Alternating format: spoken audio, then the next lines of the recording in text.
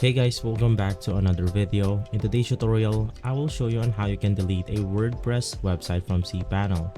This is a step-by-step guide so you will be able to follow easily.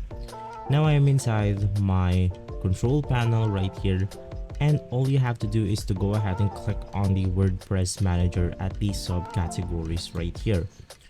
Once inside the WordPress manager, you can then go ahead and see all of your websites right here. Now from here, you can then go ahead and navigate through the arrow on that specific website that you want to delete, and this additional menu will show up.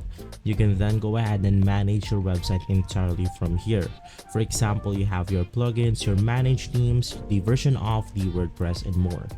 You also have the auto upgrade WordPress themes right here if you want to, but lastly, you want to go ahead and find the uninstall button. You can just go ahead and click on the uninstall, and it will now go ahead and remove the WordPress website from our control panel right here. So guys, if this video has been helpful for you, please consider by liking and subscribing.